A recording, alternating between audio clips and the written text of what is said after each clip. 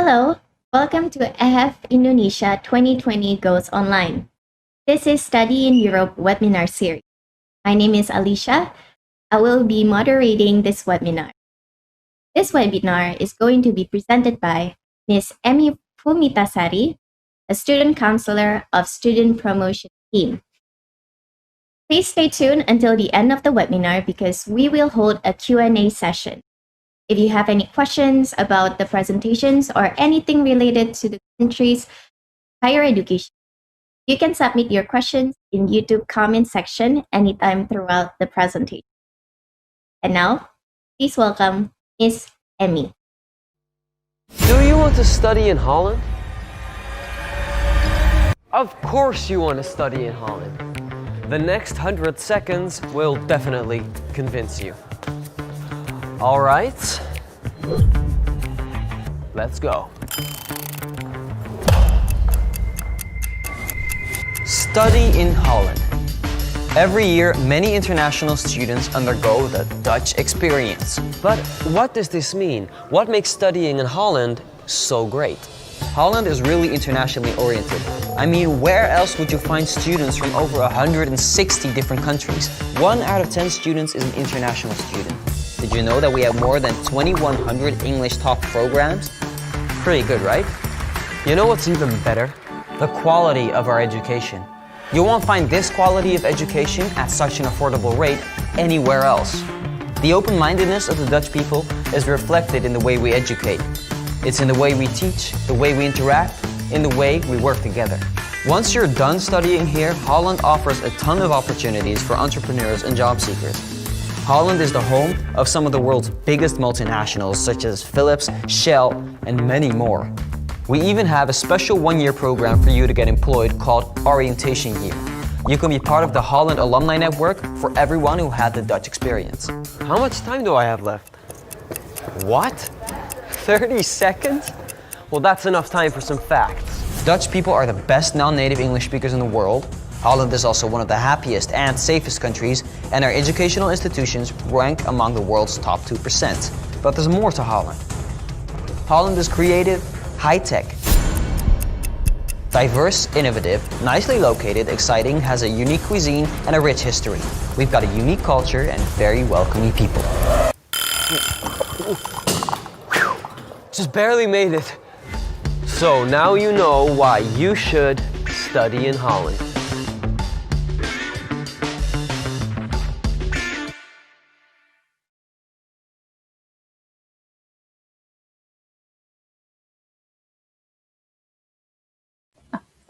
Oke, baik. Terima kasih Mbak. Terima kasih juga kepada IHAF yang sudah menyelenggarakan kembali acara di tahun ini. Selamat sore menjelang malam bagi teman-teman yang bergabung melalui YouTube channel. Pertama-tama, sebelum saya memperkenalkan diri dan melanjutkan presentasi saya mengenai studi di Belanda, saya akan memberikan informasi sedikit mengenai apakah itu Nuffic Neso bagi teman-teman yang mungkin belum tahu nih ya apa itu Nuffic Neso. Jadi boleh untuk slide berikutnya. Oke, baik. Jadi kami merupakan organisasi dari Belanda non-profit yang mendukung atau mensupport internasionalisasi dalam edukasi. Nah, kami merupakan organisasi yang didanai oleh pemerintah Belanda, yaitu Kementerian Pendidikan, Kebudayaan, dan Ilmu Pengetahuan, dan kantor pusat kami berpusat di kota Den Haag, Belanda. Nah, selain itu, kami juga mempunyai 10 kantor perwakilan di 10 negara yang berbeda, yaitu ada di Brazil, Cina, Indonesia, India, Meksiko, Rusia, Afrika Selatan, lalu ada Korea Selatan, Turki, dan Vietnam. Nah, apa sih sebetulnya Nuffic Neso itu? Neso itu sebetulnya kependekan dari Netherlands Education Support Office. Nah, kegiatan utama kami itu meliputi education promotion, jadi kami memberikan informasi mengenai studi di Belanda, dan juga kami memberikan jasa untuk konsultasi kepada prospective students. Kami juga memfasilitasi institutional cooperation between institution in Indonesia and the Netherlands.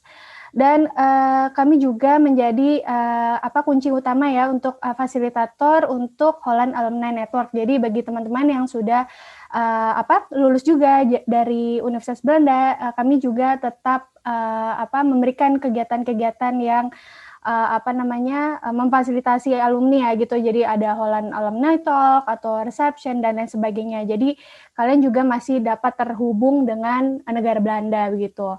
Nah, kemudian yang terakhir kami juga mengelola program beasiswa, yaitu ada Stunet atau Student in Nederland, ada OKP, Orange Knowledge Program, EU-Share, dan OTS atau Orange Tulip Scholarship. Berikutnya. Nah, ini sedikit profil dari saya dan rekan saya yang juga hadir di hari ini. Nama saya Emi Pumitasari, saya laku Student Counselor dari Nuffic Indonesia, dan saya juga merupakan alumni dari Belanda. Saya dulu bersekolah di The Hague University of Applied Sciences. Nah, rekan saya yang hadir di sini ada bernama Muhammad Maulana Taufik, yaitu Education Promotion Officer dari Nuffic Indonesia. Selain itu juga ada dua rekan kami, yaitu Mbak Kustin dan juga Mbak Inti yang juga hadir di YouTube channel untuk menjawab pertanyaan teman-teman. Berikutnya. Nah, tadi kan teman-teman udah mendengarkan ya sedikit informasi itu sangat lengkap sekali melalui video 1 menit itu gitu kan, tadi sangat komprehensif sekali. Nah, ini saya sekarang akan memberikan sedikit informasi lagi mengapa kita harus studi ke Belanda nih. Slide berikut ya. Ya. Jadi alasan pertama yaitu bahasa Inggris ya. Jadi di Belanda itu merupakan salah satu common language yang digunakan di Belanda itu adalah bahasa Inggris gitu. Jadi 95% penduduk Belanda itu bisa berbicara bahasa Inggris. Artinya 9 dari 10 orang Belanda berbicara bahasa Inggris. Jadi teman-teman tidak perlu khawatir, bagi yang ingin studi di Belanda tidak perlu mempelajari bahasa Belanda terlebih dahulu, tapi bisa langsung belajar dengan bahasa Inggris. Nah, selain itu, pendidikan tinggi di Belanda juga menawarkan berbagai program studi yang ditawarkan dalam bahasa Inggris. Ini ada kurang lebih 2.100 program studi ya, yang ditawarkan sepenuhnya dalam bahasa Inggris. Jadi, lagi-lagi tidak perlu khawatir untuk harus belajar Belanda terlebih dahulu. Berikutnya. Oke. Dengan adanya berbagai macam program studi ini yang ditawarkan dalam bahasa Inggris, ini menjadi salah satu alasan juga kenapa Belanda juga populer nih di kalangan pelajar internasional. Jadi sampai saat ini ada lebih dari 122.000 pelajar internasional dari seluruh dunia. Jadi 1 dari 8 pelajar di Belanda itu merupakan pelajar internasional. Nah, saat ini banyak pelajar internasional itu berasal dari lebih dari 160 kewarganegaraan. Jadi ini bisa dilihat ya, sangat multikultural sekali dan sangat internasional negara Belanda gitu. Jadi karakter internasional ini juga berarti Belanda pada umumnya membuat Belanda itu menjadi sangat toleran dan juga open-minded terhadap budaya-budaya dari negara lainnya. Berikutnya. Oke, sekarang tentang universitas nih. Jadi memang universitas di Belanda atau edukasi di Belanda itu sangat bagus ya kualitasnya gitu. Jadi Belanda juga beberapa universitas di Belanda, yaitu ada 12 universitas lebih tepatnya dari 14 Universities of Research itu termasuk ke dalam top 200 worldwide. Jadi bisa dibayangkan bagi teman-teman yang berangkat ke Belanda nih untuk studi, pastinya teman-teman bisa menjadi bagian dari salah satu student di salah satu universitas terbaik di dunia gitu. Jadi itu membuat bisa menjadi suatu kebanggaan juga bagi teman-teman yang studi di Belanda. Nah, di Belanda ini ada 2 tipe universitas, yaitu pertama dari Research Universities atau dikenal juga sebagai WO. Ini ada 14 universities di sana dan yang kedua itu ada Universities of Applied Sciences, ada 36. Nah, perbedaannya sendiri apa sih sebenarnya? Jadi perbedaannya itu pertama untuk universitas riset ini lebih berfokus kepada penelitian ya. Jadi di mana teman-teman akan universitas akan menawarkan program yang berfokus kepada penelitian, bisa di dalam lingkungan akademiknya. Nah, kalau Universities of Applied Sciences ini program studi yang ditawarkan adalah lebih ke arah praktis gitu. Jadi lebih banyak prakteknya gitu. Jadi bisa dikatakan di akhir, misalnya di akhir tahun dari studinya, teman-teman akan mendapatkan program wajib yaitu magang atau internship sebagai salah satu programnya. Dan juga biasanya itu bukan, biasanya kalau research university itu kan lebih ke tesis, kalau University of Applied Sciences itu lebih ke disertasi begitu. Nah, selain itu perbedaannya lagi adalah di berapa durasi studi yang teman-teman akan tempuh di kedua universitas tersebut. Jadi pertama, untuk research universities itu ada master, ada bachelor, ada master, PhD, dan short courses. Perbedaannya adalah untuk bachelor ini ditempuh selama 3 tahun, tetapi untuk University of Applied Sciences biasanya ditempuh selama 4 tahun. Nah, namun untuk program studi tertentu ini ada juga yang bisa ditempuh dalam 3 tahun ya, atau dikenal juga dengan program fast track, tapi ini tergantung dari universitasnya. Nah, kemudian yang membedakan lagi adalah program PhD. Jadi PhD ini hanya ditawarkan oleh research universities. Jadi kembali lagi ya, untuk masternya sebenarnya di kedua universitas tersebut ditawarkan. Namun bagi teman-teman yang ingin melanjutkan ke PhD harus melakukan masternya terlebih dahulu di research university, lalu bisa lanjutkan ke PhD. Nah, kemudian keduanya juga sama-sama menawarkan short courses. Berikutnya. Nah, sekarang mengenai working opportunities. Jadi pastinya teman-teman juga pengen tahu dong, bisa nggak sih bekerja di Belanda gitu kan sambil belajar. Nah, ini bisa banget. Jadi kalian juga sebagai pelajar internasional dari Indonesia juga memiliki kesempatan untuk bekerja selama studi kalian. Kalian ada hal-hal yang harus diperhatikan, yaitu kalian memerlukan working permit dari company yang tempat kalian kerja ataupun kalian kerja part-time, itu kalian tetap memerlukan working permit. Kenapa?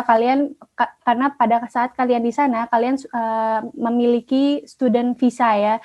Jadi ini sangat diwajibkan untuk memiliki working permit. Nah, working permit ini sendiri akan didaftarkan oleh si pemberi pekerja tersebut. Nah, kemudian ada limited number of hours-nya. Jadi hanya diperbolehkan untuk pelajar internasional di luar Uni Eropa itu hanya boleh 16 jam per minggunya. Namun bagi teman-teman yang ingin bekerja full time juga bisa, itu dapat dilakukan pada saat liburan, itu biasanya summertime, jadi bulan Juni sampai Agustus gitu ya, itu bisa full time. Nah, kemudian work opportunities yang lainnya itu adalah setelah teman-teman lulus dari universitas di Belanda. Jadi setiap kalian lulus dari Universitas Belanda, kalian akan memiliki kesempatan untuk apply yang namanya Zoekjaar atau search year dalam bahasa Inggris, atau dikenal juga sebagai orientation year visa. Nah, visa ini berlaku selama 1 tahun, dan sebetulnya untuk apa sih sebenarnya visa ini? Jadi kalian dengan apply Zoekjaar ini kalian dapat bekerja, mencari pekerjaan, atau membuka bisnis di Belanda gitu. Jadi kalian bagi teman-teman yang ingin melanjutkan masih ingin tinggal di sana setelah lulus dari Belanda, kalian bisa tetap melanjutkannya dengan apply Zoekjaar gitu. Berikutnya.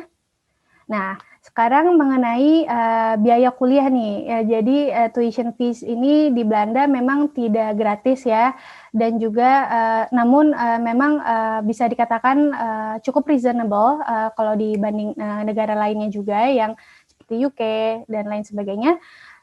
Untuk average cost-nya untuk pertama untuk S1 itu antara 6.000 euro sampai 15.000 euro, dan untuk program master itu 8.000 sampai 20.000 euro. Nah, namun teman-teman juga perlu perhatikan karena ada beberapa program studi juga yang memiliki biaya kuliah yang lebih tinggi lagi yang tidak tertera di slide, tapi ini tergantung dari program studinya ya. Bisa sebagai contoh bisa dari program medicine itu biasanya lebih tinggi dari yang tertera gitu. Jadi teman-teman perlu cek kembali di website masing-masing dari universitasnya. Nah, untuk biaya hidupnya sendiri ini yang dianjurkan oleh pemerintah Belanda itu adalah 800 sampai 1.100 euro per bulannya ya. Ini sudah termasuk housing juga, tapi tetap kembali lagi ini tergantung dari masing-masing student ya, karena pastinya dari lifestyle masing-masing, di mana kalian tinggal di kota apa, dan juga pilihan akomodasinya seperti apa, terus juga misalnya transportasi juga sangat berpengaruh ya, misalnya kalian, karena di Belanda itu sangat terkenal dengan transportasinya dengan naik sepeda ini, seperti yang tadi saya dengar juga di Denmark juga terkenal dengan naik sepeda. Di Belanda juga ini bisa dilihat kalau mungkin bisa jadi sepeda itu lebih banyak dari penduduk Belandanya nih malah gitu. Jadi memang ini salah satu transportasi yang terkenal sekali, itu bisa menjadi salah satu faktor yang bisa kalian untuk menghemat biaya hidup kalian di Belanda gitu. Berikutnya, oke, tadi kita sudah membahas tentang alasan-alasan untuk studi ke Belanda dan juga tuition fee dan segala macamnya. Sekarang mengenai bagaimana kalian membiayai kuliah gitu ya di Belanda. Nah, pertama pastinya kalian bisa membiayai melalui biaya sendiri atau self funding. Tapi untuk opportunity lainnya adalah dengan cara mendaftarkan beasiswa ya. Jadi di Belanda itu ada beberapa beasiswa yang ditawarkan oleh pemerintah Belanda. Next slide. Pertama ada dari Stunet, Student in Nederland. Ini merupakan beasiswa penuh atau juga memiliki co-funding scheme. Ini dikhususkan untuk program master dan juga tailor-made training program.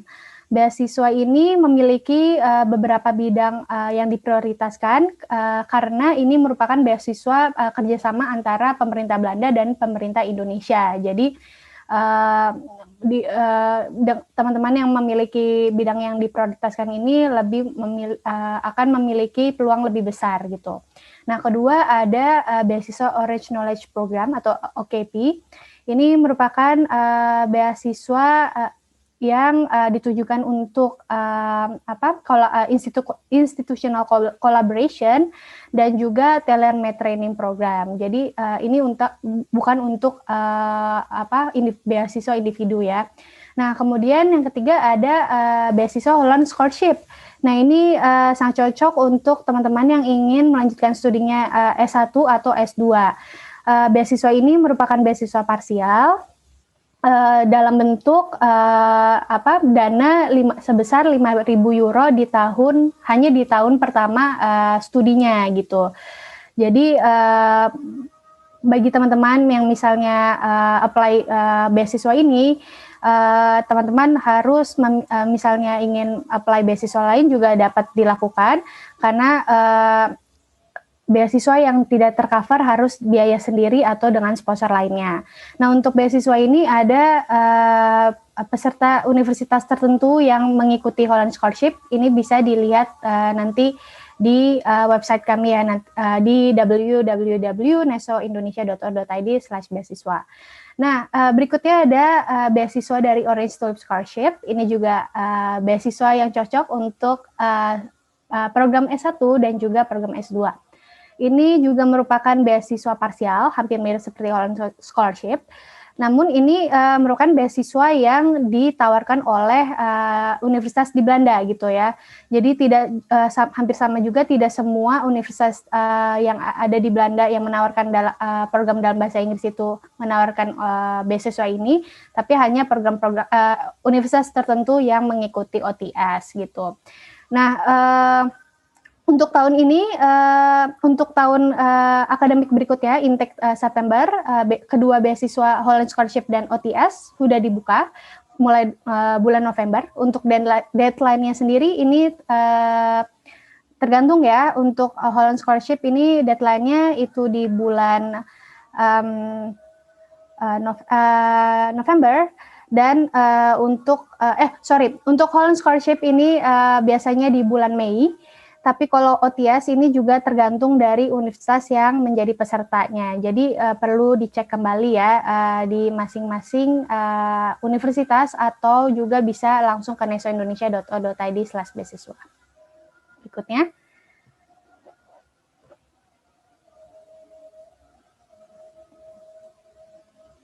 Yes.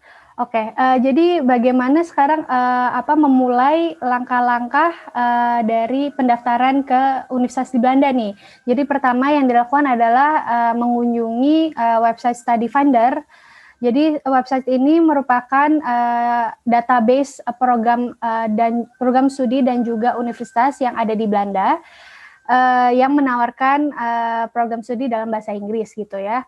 Jadi pertama-tama teman-teman akan melakukan research dulu ya, program studi apa saja yang diminati teman-teman melalui Study Finder. Lalu setelah melalui tahap itu, teman-teman mengunjungi juga website dari universitas yang dituju. Jadi di sini lebih kepada untuk melihat informasi lebih lanjut ya mengenai program studi, dan juga persyaratan apa saja yang harus dilengkapi teman-teman gitu. Kemudian tahap ketiga adalah melakukan pendaftaran. Jadi pendaftaran ini pertama dilakukan melalui platform studylink.nl. Ini merupakan platform resmi ya dari pemerintah Belanda yang mengharuskan teman-teman untuk registrasi data diri kalian terlebih dahulu gitu. Jadi setelah melakukan registrasi melalui application formnya, kemudian teman-teman akan diminta juga oleh universitas untuk melakukan proses pendaftaran ini melalui application system dari universitas masing-masing. Biasanya mereka memiliki platformnya masing-masing. Jika tidak, itu akan dilakukan melalui email gitu. Nah, kemudian juga proses untuk pengiriman dokumen atau juga penguploadan ya, ini dilakukan melalui application system mereka atau email. Nah, kemudian setelah melewati seluruh tahapan registrasi dan application prosesnya, teman-teman jika dinyatakan diterima oleh universitas tersebut akan menerima letter of acceptance atau admission letter setelah 3-6 minggu gitu. Next slide. Nah, ini merupakan tampilan dari website studyfinder.nl. Jadi teman-teman bisa lihat di slide itu, teman-teman bisa tuliskan keywordnya di kolom search, dan juga untuk program studi apa yang diminati, dan juga sebelah kiri itu ada kolom filter ya. Jadi teman-teman bisa filter, misalnya mencari program studi master atau di universitas riset atau universitas ilmu terapan dan lain sebagainya. Nah, berikutnya. Nah, ini tampilan juga contoh tampilan dari website University of Leiden ya. Jadi teman-teman nanti pastinya setelah dari Study Finder akan melihat lebih lanjut informasi mengenai program studinya dan juga persyaratan yang harus dikumpulkan. Next slide. Oke. Nah, ini berikut adalah beberapa persyaratan umum yang harus dilengkapi maupun teman-teman yang ingin melanjutkan studi S1 atau S2. Nah, pertama tadi yang sempat saya sebutkan itu application form yang dilakukan melalui StudyLink dan juga application system dari universitas. Nah, yang kedua ini adalah bagi teman-teman yang ingin melanjutkan studinya untuk S1, ini teman-teman harus mengumpulkan diplomanya atau ijazah SMA dan juga raport SMA-nya ya. Jadi yang sudah ditranslate terlebih dahulu ke bahasa Inggris jika kurikulumnya belum dalam bahasa Inggris, dan juga harus dilegalisir oleh pihak sekolah. Nah, untuk S2 ini yang diperlukan adalah ijazah dari universitas S1 dan juga transkrip nilai dari universitas tersebut yang juga harus ditranslate ke dalam bahasa Inggris oleh sworn translator dan juga dilegalisir oleh universitas. Nah, kemudian untuk sebagaimana juga seperti universitas lainnya di negara lain, di negara Eropa lainnya, teman-teman juga diperlukan untuk tes bahasa Inggris gitu ya. Jadi tes yang pada umumnya itu adalah bisa pilih salah satu, bisa IELTS atau TOEFL. Untuk program S1 diperlukan nilai IELTS overall score-nya 6,0, dan untuk TOEFL itu TOEFL IBT atau Internet Based Test itu di angka 80. Untuk S2 IELTS yang dibutuhkan adalah 6,5 atau juga bisa kadang 7. Dan untuk TOEFL ini biasanya 90. Nah, kemudian yang perlu dipenuhi lagi ini adalah motivation statement atau motivation letter. Jadi ini merupakan motivasi kalian ya, kenapa kalian memilih program studi tersebut, dan juga kenapa memilih universitas kalian ini. Nah, ini biasanya juga tergantung dari universitas. Kadang-kadang mereka juga memiliki format-formatnya tersendiri atau pertanyaan yang teman-teman perlu jawab gitu ya dalam motivation statement-nya. Jadi ini benar-benar tergantung kepada universitasnya. Nah, kemudian ini dikhususkan untuk teman-teman yang ingin melanjutkan program master. Diperlukan juga CV dan surat rekomendasi. Jadi surat rekomendasi ini biasanya dari universitas, yaitu profesor, ataupun juga bisa dari dari tempat misalnya yang sudah memiliki pengalaman pekerjaan itu juga diminta dari tempat di mana kalian bekerja gitu ya. Biasanya sih dari level seperti HR atau supervisor ataupun manajer juga bisa. Next slide ya. Berikut adalah timeline dari untuk memulai studi kalian di Belanda ya. Jadi pertama tadi sudah disebutkan ya untuk study finder dan melakukan research juga melalui website itu biasanya 6 sampai 12 bulan sebelum program studi dimulai. Jadi di Belanda itu program studi biasanya dilakukan ada 2 ya. Jadi intake-nya ada yang di September, ada juga yang biasanya di Januari atau Februari gitu. Nah, ini sebagai contoh saja, misalnya teman-teman ingin melanjutkan studinya di tahun akademik 2021-2022, yaitu di intake September. Jadi yang disarankan adalah satu tahun sebelum studi tersebut dimulai gitu, sudah mulai mencari program studi yang diminati dan juga melihat persyaratan apa saja yang perlu dipenuhi dan lain sebagainya. Nah, kemudian baru 6 sampai 9 bulan sebelum studi dimulai, teman-teman sudah melakukan atau memulai pendaftaran melalui studi link dan juga aplikasi melalui universitas. Nah, ini sekarang sudah mulai dari bulan Oktober sudah mulai dibuka proses pendaftaran melalui studi link. Jadi teman-teman sudah bisa melakukan itu. Dan juga teman-teman sudah bisa melakukan mulai ya untuk prepare dokumennya gitu ya, misalnya misalnya untuk SMA berarti transkrip dan rapor, untuk yang S1 mau melanjutkan studinya ke S2 berarti transkrip dan juga ijazah gitu kan. Nah, berikutnya juga perlu diperhatikan karena bagi yang perlu harus tes IELTS atau TOEFL dulu, ini juga teman-teman perlu benar-benar prepare baik-baik gitu ya, karena biasanya mereka juga hanya tes ini hanya diberikan hanya beberapa kali dalam setahunnya, jadi kalau bisa secepat mungkin, dan juga karena hasilnya juga perlu waktu yang cukup lama, jadi daripada tergesa-gesa gitu, jadi lebih baik well prepare dari pertama gitu.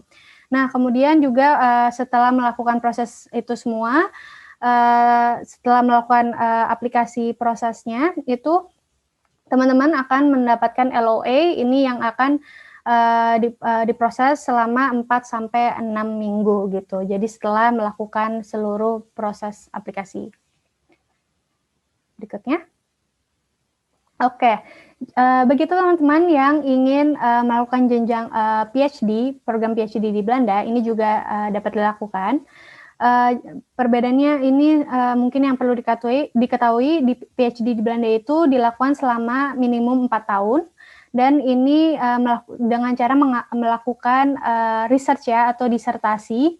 Jadi biasanya agak berbeda juga mungkin dengan negara lainnya, program PhD itu tidak dilihat sebagai program studi gitu. Jadi ini lebih kepada biasanya teman-teman akan di hire gitu oleh universitas jika ada posisi yang yang di advertise di website mereka, dan teman-teman akan biasanya ini akan sebagai paid employment. Jadi teman-teman akan dibayar gitu ya pada saat mengerjakan program PhD. Nah, program PhD ini sendiri ditawarkan di 13 research universities, dan itu ada beberapa link website yang memberikan informasi mengenai PhD, begitu juga posisi-posisi yang ditawarkan oleh universitas. Jadi ada fact cards, ada academic transfer, Euraccess, dan KNAW. Jadi teman-teman bisa langsung mengunjungi website tersebut. Berikut ya. Oke, sekian dari presentasi saya. Bagi teman-teman yang masih memiliki pertanyaan, bisa juga mengunjungi website kami di www.nesoindonesia.org.id atau juga mengunjungi channel sosial media kami. Dan selain itu juga bisa menghubungi melalui WhatsApp dan juga telepon. Dan kami juga sedang melakukan online counseling melalui Zoom. Jadi teman-teman bisa langsung cek saja di bit.ly/osineso. Nah, selain itu, bagi teman-teman yang masih punya pertanyaan, pastinya nanti akan dilanjutkan dengan sesi tanya jawab. Begitu juga nanti melalui pada saat nanti virtual fair ya. Jadi kami masih teman-teman masih bisa berkonsultasi dengan kami gitu. Baik, gitu saja. Terima kasih untuk sudah mendengarkan presentasi saya. Saya kembalikan kepada Lelia. Terima kasih Emi atas presentasinya. Wah, sangat-sangat jelas dan kayaknya semuanya udah dibahas nih. Pertanyaan-pertanyaan yang kita dapatkan di comment section YouTube juga udah dijawab sama teman-teman dari Nufik Neso. Terima kasih dari teman-teman Nufik Neso untuk bisa bantu jawabin pertanyaannya. Jadi kita ngobrol-ngobrol dikit nih untuk ngebahas yang mungkin belum di-mention sama Emi. So Emi, pertanyaan pertama. Kalau misalnya ke Universitas Belanda itu biasanya ada minimum GPA atau IPK nggak sih untuk mendaftar? Dan kira-kira kalau misalnya nggak memenuhi standar itu, apakah kamu tetap menganjurkan untuk daftar? Oke. Nah, biasanya kalau ini pastinya ada persyaratan GPA ya. Kalau terutama untuk program S2 gitu. Biasanya di angka 3 atau di atas itu pastinya kalau di atas itu pastinya memiliki peluang lebih besar lagi gitu. Nah, tapi kalau untuk setiap program studi kan pastinya berbeda ya. Mereka mempunyai ketentuan sendiri persyaratannya, jadi itu perlu dicek kembali di website masing-masing universitas yang diminati. Itu bisa semuanya pasti informasinya lengkap, berapa nilai yang harus IPK-nya itu yang berapa yang harus dilengkapi gitu ya. Jadi pastinya semua informasi ada di website universitas gitu. Oke, jadi setiap universitas mempunyai standarnya sendiri. Jadi kita yang harus teliti, harus look into universitas yang emang kita mau daftarkan ya. Oke. Pertanyaan kedua. Nah, ini aspeknya untuk teman-teman yang tertarik membawa keluarga atau membawa anak gitu. Peluangnya tuh seperti apa sih kalau misalnya bawa keluarga sambil studi di Belanda? Oke. Kalau ke Belanda pastinya boleh ya, karena banyak-banyak sekali dari pengalaman sebelumnya juga banyak yang misalnya istrinya ambil PhD Belanda atau ambil master gitu dan juga membawa suami dan anaknya gitu. Itu ada sekali. Nah, kalau untuk peluangnya sih sepertinya sama saja seperti negara-negara lainnya. Namun perlu diperhatikan juga kalau misalnya nanti mungkin yang perlu dilihat itu untuk pasangannya mereka akan melakukan apa di Belanda gitu. Itu pastinya kan nggak mungkin kalau misalnya istri bekerja belajar dan mungkin nanti suaminya diam aja di rumah gitu kan. Jadi ini yang perlu diperhatikan juga. Nah, mungkin kalau misalnya ingin bekerja untuk partnernya, ini mereka harus apply juga ya, namanya working permit-nya ini. Karena kalau tidak, mereka tidak bisa bekerja secara legal di Belanda gitu. Apakah sudah menjawab ya pertanyaannya? Semoga sudah. Ya, jelas. Oke, Emmy, kamu juga kalau nggak salah lulusan dari salah satu universitas di Belanda ya? Ya, betul. Di mana tuh kalau boleh tahu? Saya dulu di The Hague University of Applied Sciences mengambil jurusan European Studies. Very interesting. Oke, aku mau nanya nih pengalaman kamu sendiri sebagai alumni. Tantangan paling besar sebagai mahasiswa asing di sana untuk menyelesaikan studi dengan tuntutan skema pelajaran yang mungkin lebih berbeda ya dari Indonesia. Itu seperti apa? Yeah. The biggest challenge, I guess, to graduate from a university in Holland. Oke. Baik, pastinya kalau untuk dalam edukasinya sendiri pastinya sangat berbeda sekali ya dengan Indonesia karena mungkin mungkin karena saya dulu untuk program bachelor dan dari SMA ke S1 itu sangat beda sekali proses teaching and learning-nya di Belanda gitu ya. Jadi yang perlu diperhatikan adalah tadi saya juga sempat mendengar dari salah satu alumni juga yang dari Denmark. Kalau di Eropa itu terutama di Belanda itu perlu diperhatikan kalau kita belajar biasanya sebelum lecture itu diperlukan untuk prepare dulu ya, preparation. Jadi harus baca seluruh bahan-bahan yang ada, misalnya harus baca dulu buku ataupun jurnal atau dan lain sebagainya. Itu biasanya kita sudah sudah dilatih gitu ya dari awal untuk baca dulu. Lalu tapi nanti pada saat kita belajar, pada saat lecture ataupun kelas nanti kayak seminar gitu, kelas lebih kecilnya, itu kita malah nggak bahas tentang itu, tapi bisa bahas yang lain, jadi lebih berdiskusi gitu kan. Nah, tantangan lainnya, jadi teman-teman harus benar-benar jangan takut gitu ya kan, karena di Indonesia mungkin nggak biasa untuk berdiskusi ataupun jadi di Belanda itu sangat dijunjung tinggi untuk berdiskusi dan juga mengutarakan pendapatnya gitu ya. Jadi benar-benar kalau misalnya kita nggak setuju ya kita utarakan dan juga beri alasannya gitu. Nah, untuk tantangan lainnya untuk graduate dari salah satu universitas di Belanda itu mungkin berbeda-beda pastinya untuk setiap pengalaman student di sana. Karena kalau saya dulu tantangannya adalah saat mencari magang gitu ya. Karena di Belanda itu walaupun cari magang, internship, mereka mencari aplikan yang sudah juga memiliki pengalaman. Padahal kita juga belum punya pengalaman pekerjaan misalnya ya.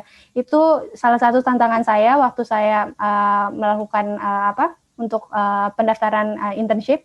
Itu lumayan lama mencarinya, jadi benar-benar mungkin kalau nanti teman-teman berencana gitu ya untuk mengambil studi yang ada program internship atau apapun itu atau program lainnya, teman-teman benar-benar harus prepare yang dengan matang-matangnya gitu jadi jangan di entar-entarin gitu. Jadi kalau if that makes sense, jadi benar-benar dipersiapkan matang-matang dan juga jangan jangan dinanti-nantikan. Mungkin itu, dan mungkin tantangan lainnya nanti kalau di universitas saya dulu, karena saya University of Applied Sciences, saya dulu mengerjakan disertasi ya. Jadi disertasi ini biasanya mencari mempropos topik yang kalian inginkan sendiri gitu. Jadi boleh topik apa saja. ini nanti yang pastinya akan diberikan kepada supervisor kalau ya diterima atau tidak gitu kan. Jadi itu mungkin juga salah satu tantangan. Kemudian tapi untuk universitas lain biasanya juga ada kemungkinan kalian bisa menggabungkan disertasi dengan